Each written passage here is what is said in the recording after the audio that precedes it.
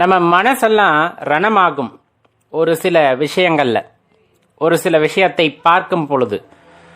அது என்னன்னு பார்த்தோன்னா, இப்போ நம்ம சிவ வழிபாடு செய்கின்றோம்.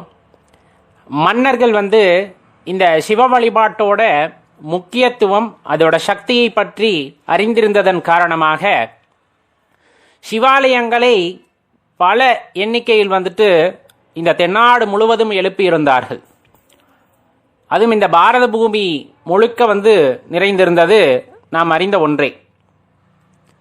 அதில் ஒரு குறிப்பிட்ட காலகட்டத்தில் நிறைய கோவில்கள் சிதலமடைந்து அழிக்கப்பட்டு இன்று எஞ்சி இருப்பதென்னவோ வெகு சொற்பம் அப்படின்னு உறுதியாக சொல்ல முடியும்.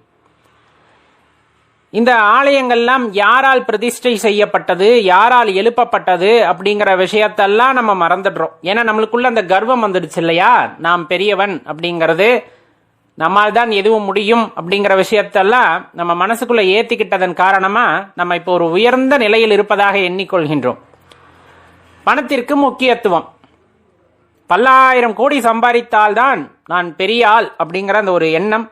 பல்லாயிரம் கோடியை சம்பாரித்து கொண்டு போய் வெளிநாட்டில் இருக்கிற இல்லை வேற எங்கேயாச்சும் பதிக்க வச்சு அது நம்மளும் சாப்பிடாம நம்மளை சார்ந்தவங்களும் சாப்பிடாம அது மண்ணோடு மண்ணாக சில நேரத்தில் போகிறதே தவிர நல்ல காரியங்களுக்காகவோ ஏழை எளியவர்களுக்கு பயன்படுத்தும் விதமாகவோ சில பேர் பயன்படுத்துவது இல்லை அப்படிங்கிறதும் எல்லோரும் அறிந்தது தான்.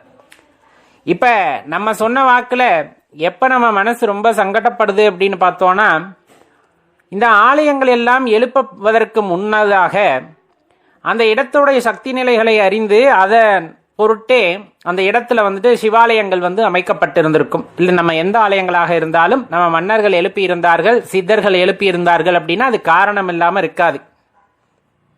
நிறைய சித்தர்கள் வழிபட்ட கோவில்கள் உண்டு, சித்தர்கள் உருவாக்கிய கோவில் உண்டு. இப்போ லிங்கம் எல்லாம் சித்தர்கள் நிறைய பேர் உருவாக்கி அதை வழிபட்டு இருப்பார்கள். உங்களுக்கு எல்லாமே நல்லா தெரியும். இப்போ திருவண்ணாமலை போனீங்கன்னா பாதாள லிங்கம் அப்படிங்கிறதோட அருமை உங்களுக்கு தெரியும். அதே போல் அகத்திய பெருமான் தென் திசை நோக்கி வரும்போது வழிபடுவதற்காக ஆங்காங்கே அவர் ஆற்று மணலில் கூட லிங்கம் செய்து அதை வழிபட்டு இருக்கிறார். அதை நீங்கள் பரவலாக எல்லா பக்கமும் காண முடியும். ஈரோட்டில் பார்த்துருப்பாங்க, அதே போல் கரூரில் நெரூர் பகுதியில் இருக்கும். இந்த மாதிரி நிறைய ஆலயங்களை பற்றி சொல்லிக்கிட்டே போகலாம்.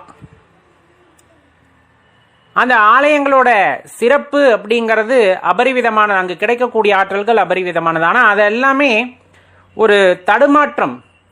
அந்த கோவில்களை காப்பார் யாரும் இல்லையோ அப்படிங்கிற அந்த எண்ணமானது நம்ம மனசுக்குள்ள ஏற்படும் அல்லவா. இப்போ இறைவன் நினைத்தால் இதை மீட்டு கொண்டு வர முடியும் அல்லவா. இறைவன் அதீத சக்தி படைத்தவர். கண்டிப்பாக அவர் நினைத்தால் அவரால் மீட்டு கொண்டு வர முடியும். இந்த பிரபஞ்சத்தில் உள்ள பொருட்களில் ஒரு சின்ன கீறல் விழ வேண்டுமென்றாலும் அது அவருடைய கண்ணசைவு இல்லாமல், அவருடைய ஒப்புதல் இல்லாமல் நம்மால் செய்ய முடியாது.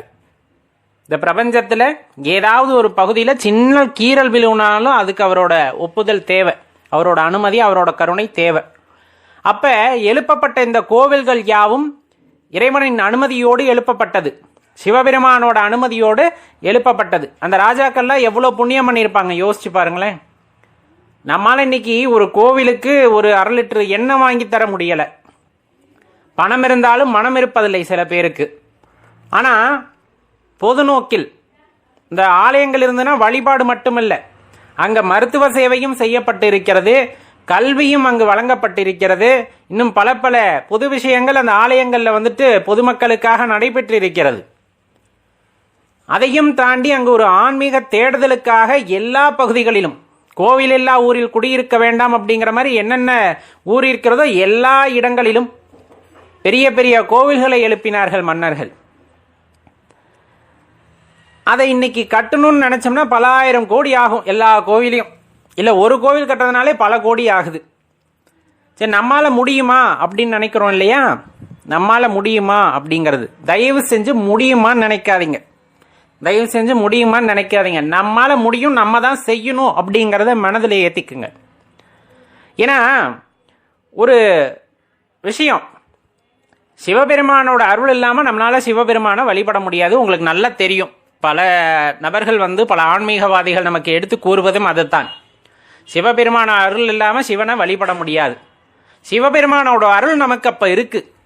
சிவபெருமானை வழிபடுறோன்னா அப்போ அவரோட கருணை பார்வை அருட்பார்வை நம் மீது இருக்கிறது அப்படிங்கும் போது அந்த ஆலயங்களை புதுப்பிக்க வேண்டும், அந்த ஆலயத்தை சீரமைக்க வேண்டும் அப்படிங்கிற அந்த மனதில் ஒரு குறிக்கோள் ஏற்படுத்தி கொண்டு இதற்கு என்னால் என்ன செய்ய முடியுமோ நான் செய்கின்றேன் அப்படிங்கிற அந்த உறுதிப்பாட மனசில் ஏற்படுத்திக்கிட்டோன்னா கண்டிப்பா அதற்கான வழியும் பெருமான் காமிப்பார். நான் தான் சொன்னேன், பிரபஞ்சத்துல எந்த ஒரு பொருளின் மீது ஒரு கீறல் விழ வேண்டும் என்றாலும் அது இறைவனோடு சம்மதம் இல்லாமல் நடைபெறாது. அப்ப இறைவன் அந்த இடத்துல இதை மறுசீரமைக்க, இதை கட்டமைக்க யாருக்கு கொடுப்பனை இருக்கிறது அல்லது அது சார்ந்த பக்தி உண்மையாக யாரிடம் இருக்கிறது என்பதை தான் பொறுத்து கொண்டு வேடிக்கை பார்த்து கொண்டிருக்கிறாய். யாராச்சும் சரி பண்ணணும், யாராச்சும் கட்டமைக்கணும், யாராச்சும் இந்த கோவிலை கட்டி எழுப்பணும், யாராவது அப்படிங்கும் போதே தெரிஞ்சிருது அந்த இடத்துல நம்முடைய மனதிலும் பற்றாக்குறை, நம்முடைய எண்ணமும் பற்றாக்குறையாக இருக்கிறது. பல லட்சம் உயிர்களில் போட்டி போட்டு ஒரு உயிராக பூமியில் பிறந்திருக்கிறார் இறைவனின் அருளோடு. இறைவனின் அருள் இல்லாமல் அது நடந்திருக்காது. பல லட்சம் பேரை வெற்றி கொண்டவன். இந்த பிரபஞ்சத்தில் தோன்றியிருக்கிறோம், நமக்கான ஒரு வேலை கொடுக்கப்பட்டிருக்கிறது, அது இவ்வேலைதான் அப்படிங்கிறத மனதில் உறுதி எடுத்துக்கொண்டு நம்மால் பயணிக்கும் போது நம்மால் காண முடிகின்ற கோவில்களை முழுவதுமாக நம்மால் செம்மைப்படுத்த முடியாவிட்டாலும் நம்மால் இயன்றவரை அதை வழிபாட்டுக்கு கொண்டு வருவதே இறைவனின் கருணை பெற்றவர்களால் தான் முடியும். சிவாலயம் ஒன்று பராமரிப்பற்று வழிபாடு இல்லாமல் இருக்கு, அந்த இடத்துல ஒரு கால பூஜைக்கு ஒருத்தர் ஏற்பாடு பண்றார் அப்படின்னா அவர் சிவனோட அருளை முழுமையாக பெற்றவர். அது உண்மையான சிவத்தொண்டு இல்லை. அந்த அளவுக்கெல்லாம் என்னால் முடியுமான்னு தெரியல. உங்களால் ஒரு 1/4 லிட்டர் எண்ணெய் வாங்கி தர முடியும்ல ஆலயத்திற்கு? கண்டிப்பாக வாங்கி தரலாம். இல்லை என்னால் இன்னும் கொஞ்சம் சேர்த்து செய்ய முடியும், அங்கு வருகின்ற பக்தர்களுக்கு அன்னதானம் வழங்கலாம். இல்லை ஆலயத்திற்கு உங்களால் ஏதாவது பராமரிப்பு பண்ண முடியும்னா பண்ணலாம். ஏன் ஆலயத்திற்கான முக்கியத்துவத்தை இந்த இடத்துல நம்ம குறிப்பிட வேண்டியது இருக்குன்னா, இப்போ ஞானியர்கள் சித்தர்கள் எல்லாம் ஆலயத்தில் அமர்ந்து தான் மோட்சம் அடையணும் அல்லது ரகசியத்தை சிவரகசியத்தை அடைய வேண்டும் அல்லது இன்னும் முக்தி நிலை அடைய வேண்டும் என்றெல்லாம் இல்லை. அவர்களுக்குள் இறைவனை பார்க்கக்கூடியவர்கள். ஆரம்ப காலகட்டத்தில் மனிதனுக்கு இறைவனை பற்றிய ஒரு கோட்பாடோ தாற்பயமோ தெரியாத நிலையில் அவனுக்கு அந்த இறை கோட்பாட்டை பற்றி உணர வைக்க வேண்டும் என்றால் முறையான குரு தேவை. அவ்வாறு அப்படிப்பட்ட குரு இல்லை என்றால் இது போல ஆலயங்களே இருக்கின்ற சில ரகசியங்கள் அதன் வாயிலாக இறைவனை உணர்த்த முடியும்.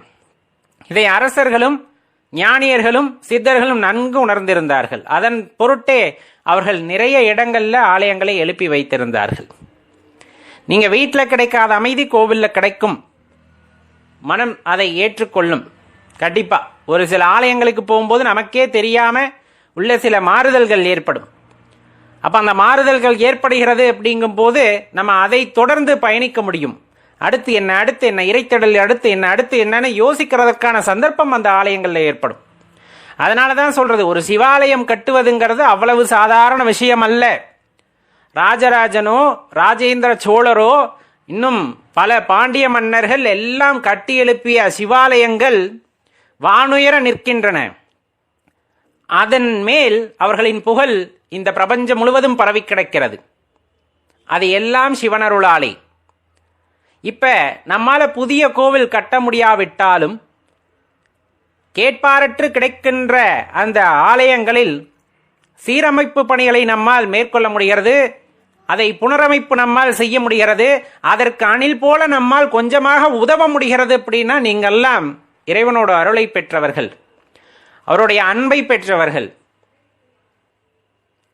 கண்டிப்பா நம்மால ஏதாச்சும் செய்ய முடியும் அப்படின்னா அருகாமையில் இருக்கக்கூடிய சிவாலயங்களுக்கு வழிபாட்டிற்கு ஏற்பாட்டை செய்யுங்கள்.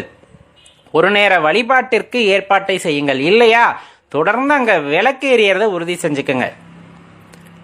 கண்டிப்பா அந்த ஆலயம் மீண்டு வருகிறது அப்படிங்கும் போது பல நல்ல ஆத்மாக்கள் அந்த இடத்திற்கு வருவார்கள். அந்த இடத்தில் பல நல்ல ஆத்மாக்கள் வரும்போது அந்த சுற்றுப்புறத்தில் நல்ல எண்ண அலைகள் பரவ ஆரம்பிக்கும். நல்ல எண்ண அலைகள் அங்கு பரவ ஆரம்பிக்கும் போது நாமும் அங்கு சென்று அதோடு ஐக்கியமாகும் போது நம் எண்ணங்களும் தூய்மை அடைகிறது. கண்டிப்பா தூய்மை அடையும். ஆன்றோர்களின் பேச்சை கேட்பதிலும் ஆன்றோர்கள் சொல்லை கேட்பதிலும் நாம் கவனம் செலுத்தும் பொழுது கட்டாயமா சில ரகசியங்களை நாம் உணர்ந்து கொள்ள முடியும். இதுக்காக நம்ம வடக்கே இமயம் வரையிலும் செல்ல வேண்டும் என்று இல்லை. நம் வீட்டின் அருகாமையில் இருக்கக்கூடிய சிவாலயங்களோ அல்லது ஆலயங்களிலோ சென்று ஆன்றோர்கள் சொற்பொழிவை கேட்கும் பொழுது அல்லது குருமார்களோட சொற்பொழிவை கேட்கும் பொழுது அவர்கள் கூறுகின்ற ரகசியத்தை உன்னிப்பாக கவனிக்கும் பொழுது உயிர்களின் சூட்சமம், இந்த பிரபஞ்சத்தின் சூட்சமம், பிரபஞ்சத்தை ஆள்கின்ற அந்த சிருஷ்டிகர்த்தாவோட சூட்சமம் எல்லாத்தையுமே அறிந்து கொள்ள முடியும். அதற்கு ஒரு வாய்ப்பாகத்தான் ஆலயங்கள் கட்டி எழுப்பப்பட்டன. ஆனால் இன்று பலவும் அழிவின் விளிம்பில் இருக்கின்றன. மீட்டு கொணர வேண்டும் என்றால் அது ஈசனோட அருள் பெற்ற உங்களால் மட்டுமே முடியும் அப்படிங்கிறத மனதில் நிறுத்தி கொண்டால், நம்மால் இயன்றதை செய்து மீட்டு கொண்டு வந்தோமேயானால் கண்டிப்பா அது இன்றைய தலைமுறைக்கும் சரி நாளைய தலைமுறைக்கும் சரி மனதில் ஆன்மீகத்தை வளர்க்கக்கூடியதாக அது ஒரு வாய்ப்பை ஏற்படுத்தி தரும் அப்படிங்கிறத மறந்துடாதீங்க அன்பர்களே. ஓம் நமச்சிவாய. நம்ம சிவபெருமானை வழிபடக்கூடியவர்களுக்கு ஒரு எண்ணம் இருக்கும் என்றால் அது அந்த பெருமானோட பாதத்தில் ஓரிடம் கிடைத்து விட வேண்டும் அப்படிங்கிறது தான். எம்பெருமான் பாதத்தில் ஒரு இடம் வேண்டும் எனக்கு அப்படிங்கிற அந்த ஒரு எண்ணம் மட்டும்தான் இருக்கும். அதுவும் காதலோடு அன்போடு கலந்து ஐயனை நினைக்கும் போது ஐயன் பாதத்தில் ஒரு இடம் கிடைக்க வேண்டுமே என்ற எண்ணம் இல்லாதவர்கள் சிவபக்தர்களில் யாரும் இருக்க முடியாது. பிறவியில்லா நிலை வேண்டும் இறைவா அப்படின்னு சொல்லும் போது அந்த ஒரு ஏக்கம், ஏன் இந்த பிறவியில்லா நிலை வேண்டும் அப்படின்னு நம்ம கேட்கிறோம்னா, உன்னை விட்டு பிரிந்திருக்கக்கூடிய ஒரு நொடி கூட எனக்கு வேண்டாம் அப்படிங்கிற அந்த ஒரு எண்ணம். உன் பாதத்திலே இருந்து விட வேண்டும், உன் பாத மலர்களின் கீழே இருந்து விட வேண்டும் அப்படிங்கிற அந்த ஒரு எண்ணம் எல்லா சிவனடியார்களுக்கும் எல்லா சிவபக்தர்களுக்கும் ஏற்பட்டிருக்கும். எப்போது ஆனந்தம் கிடைக்கும் என்றால், ஒரு குழந்தையானது அதன் தாயிடம் இருக்குமிடம் தான் அது ரொம்ப சந்தோஷமா எண்ணிக்கொள்ளும். உண்மையான சந்தோஷமும் அதுதான். கள்ளம் கபடமற்ற தன் தாயுடன் கூடி விளையாடி அந்த அரவணைப்பிலே இருக்கும் பொழுது, அந்த நிழலே இருக்கும் போது இருக்கின்ற ஆனந்தமானது வளரும் போது தாயை விட்டு பிரியும் போது இருப்பதில்லை. தாயை விட்டு பிரிந்தார் போல உன்னை விட்டு பிரிந்திருக்கின்ற இந்த வாழ்க்கையானது நரகமானதாக இருக்கிறது, தீயாக சுடுகிறது, என்னை வாட்டி வதக்குகிறது அப்படிங்கிற அந்த எண்ணம் உன்னை நோக்கி என்னை தள்ளுகிறது. மீண்டும் உன் நிழலிலே நான் இளைப்பாற வேண்டும், உன் பாதத்திலே நான் இருக்க வேண்டும் அப்படிங்கிற அந்த எண்ணம் தான் மேலிட்டு ஓங்கும். அனைவருக்கும் அது கிடைத்து விடுகிறதா? அனைவருக்கும் அந்த வீடு பேரு அப்படிங்கறதல்ல, இறைவனோட பாதத்துல நிரந்தரமா தங்கி விடுவதற்கான வாய்ப்பு கிடைக்கிறதா அப்படின்னா அதை நாம் தான் உருவாக்கி கொள்ள வேண்டும். எல்லோருக்கும் அந்த எண்ணம் உதிப்பதில்லை. இறைவனோட பாதத்தில் சென்று நிரந்தரமாக ஓய்வெடுக்க வேண்டும் அப்படிங்கிற எண்ணம் உதிப்பதில்லை. புல்லாகி பூடாகி புழுவாகி மரமாகி பல்விருகமாகி பறவையாகி பாம்பாகி கல்லாகி மனிதராகி பேயாகி கணங்களாகி வல்லசரராகி முனிவராகி தேவராகி அப்படின்ட்டு ஒரு பெரிய பட்டியலே போதையா, பெரிய பட்டியலே போது. எத்தனை பிறவியை எடுக்கிறது, எத்தனை காலம் உன்னை விட்டு நான் விலகியே இருப்பது, என்னால் முடியவில்லை அப்படிங்கிற அந்த ஒரு எண்ணம் நம் மனதுக்குள் உதிக்கும் பொழுது, பிறவிகளெல்லாம் உயர்ந்த பிறவியாம் அப்படின்னு நம்மளே நினைத்து கொள்ளக்கூடிய அந்த மனித பிறவி இருக்கும் போது உன்னை பற்றி சிந்திப்பதற்கு வாய்ப்பளித்தாயே, அதற்கே உனக்கு பெரிய நன்றியை சொல்ல வேண்டும். உன்னை பற்றிய எண்ணத்தை மனதில் ஏற்படுத்தினாயே, அதற்கே ஒரு பெரிய நன்றியை உனக்கு உரித்தாக்க வேண்டும். உன்னை பற்றி எண்ணுவதும் உன்னை பற்றி சிந்திப்பதும் உன்னை நான் அடைய வேண்டும் என்ற எண்ணத்தை உண்டாக்கினாயே, அதற்கே பெரிய நன்றியை உரித்தாக்க வேண்டும். எனக்கு ஒரு பொருள் பிடிக்கிறது என்றால் அதை பற்றி தெரிந்ததன் காரணமாக மட்டுமே அந்த பொருளை பிடிக்கும். அதே போலதான் சிவபெருமான நமக்கு பிடிக்கிறது அப்படின்னா உள்ளார்ந்து நம்மால் அவரை உணர முடிகிறது, அவரை பற்றி தெரிந்து கொள்ள முடிகிறது. அப்படிங்கும் போதுதான் அவர் மீது ஒரு காதலானது உண்டாகும், அன்பானது உண்டாகும். தெரியாத ஒரு பொருளின் மீது யாரும் அன்பு செலுத்த முடியாது. நான் தெரிந்த என் இறைவன் மீதுதான் அன்பை செலுத்துகின்றேன், காதலை செலுத்துகின்றேன். அந்த பிறவா நிலை வேண்டி இறைவனிடம் கையேந்து பிச்சை கேட்டுக் கொண்டிருக்கின்றோம்.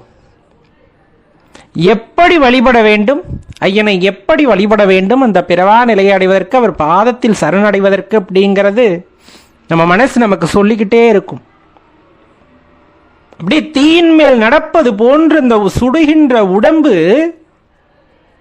அந்த மனம், கொதித்து கிடக்கின்ற அந்த மனம், இந்த உடலை விட்டெல்லாம் நான் நீங்கும் பொழுது, அந்த நீங்குவதற்கு நீதான் அருள் செய்ய வேண்டும், அவ்வாறு நீங்கும் போது நிரந்தரமாக உன் பாதத்தில் இடம் வேண்டும் ஐயா அப்படிங்கிற அந்த ஒரு எண்ணத்திலே எப்பொழுதும் வாழ்ந்து கொண்டிருக்கும்.